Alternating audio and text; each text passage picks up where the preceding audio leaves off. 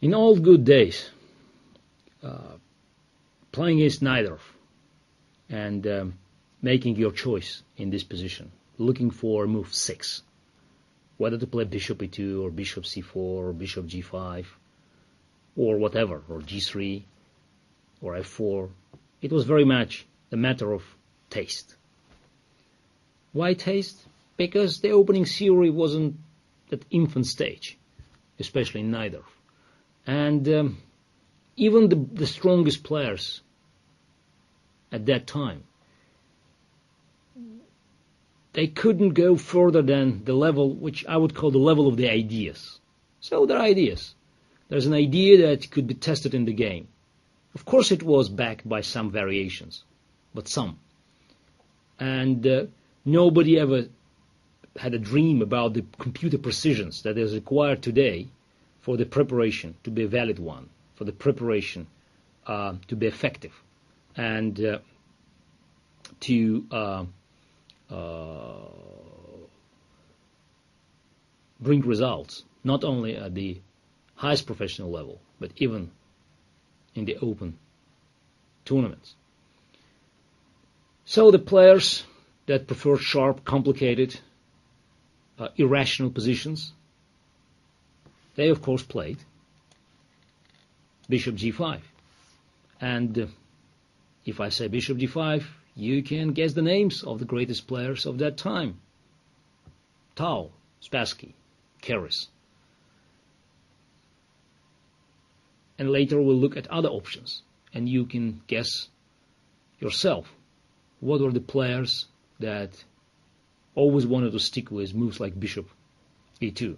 But now, bishop g5, obviously the sharpest, the most complicated, and the most aggressive line. White is trying to develop its pieces and immediately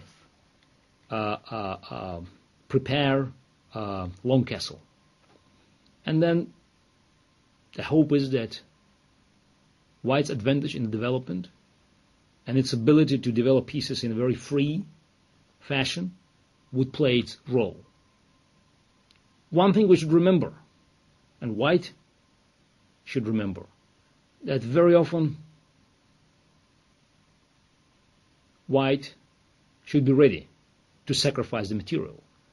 Because Black, if you look at the position, from a neutral angle, Black, after playing e6, will control enough central squares. So when the pawn goes on e6, there are control squares d5 and f5. But those squares are very often the best squares for white knights to be sacrificed, because the way to use your advantage in space or to use your advantage in time when you are ahead in development is to sacrifice some material, open the position, and then crush your opponent with your army that is well mobilized and could attack before your opponent, your enemy, is mobilizing its forces to defend. Let's first look at the move that is no longer a popular guest in modern tournaments, knight bd7. So it's an attempt to avoid very sharp and complicated lines that always arise after e6 and f4. And Black is trying to use the position of bishop on g5 to win extra time when queen attacks this bishop. And in 50s, this line was employed by some very strong players. But in my view, it's inadequate. By modern standards, we could recognize that knight on d7, in the immediate development of knight on d7, is probably premature, because it keeps white knight on d4 in its dominant position, and it doesn't prevent white from a gradual, steady development of the pieces and to prepare the ultimate assault in the center. So bishop c4, queen a5, queen d2. But when we talk about things like white is developing pieces its pieces steadily and gradually prepare the assault in the center. They're all nice words. But there were a number of games played before we actually reached this conclusion. So it should give you an idea that many ideas that are no longer in discussion today, those evaluations were not obvious 30, 40, 50 years ago. And this line with Knight-BD7 was played by such great players as Tigran Petrosian himself and Lev Pologaevsky. But let's look at the games. Two games that I picked up out of this line, among many, were Boris Spassky won very convincingly. So the game he played with Pologaevsky, it was Soviet National Championship in 1958.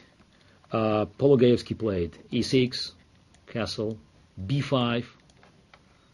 It's an interesting position. It seems, if you look at this opening, that White even could play bishop d5. So that's trying to sacrifice a piece and then open all the files for attack.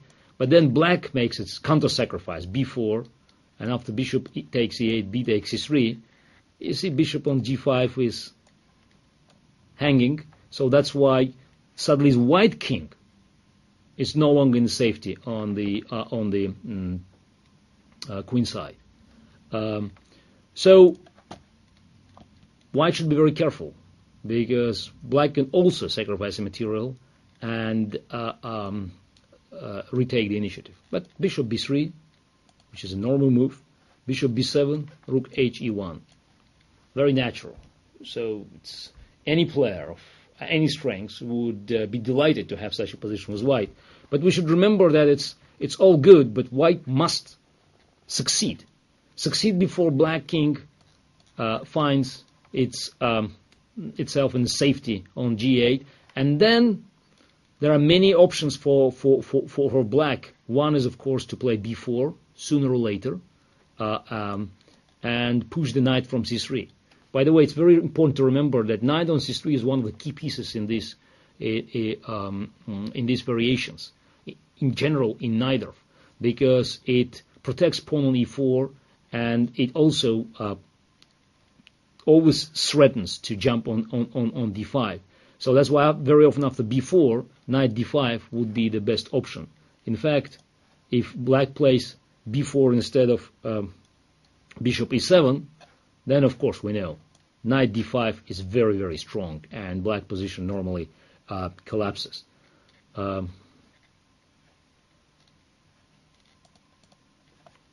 So let's go back to bishop e7, and Spassky played f4. Again, very natural. Now, e5 is a potential threat, but also is f5 is a potential threat, just to use this strength of bishop on b3. So Black has to do something, and Pologaevsky played knight c5.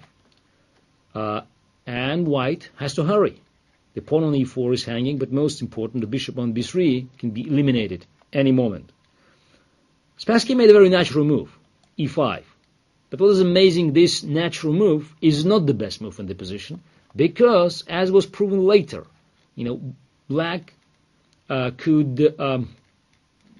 defend its position successfully. So White had to start with bishop takes f6.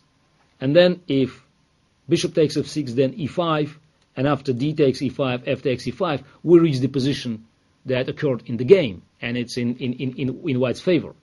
And you will find out why taking on f6 first was very important. Because after e5, d takes e5, bishop takes f6, there is no other choice. Otherwise, if f takes e5, then knight f e4, knight e4, and queen takes d2, and White has a pretty bad endgame. So bishop takes f6, and Pologaevsky took with the bishop. But he could take with the pawn. And after f takes e5, suddenly Black king goes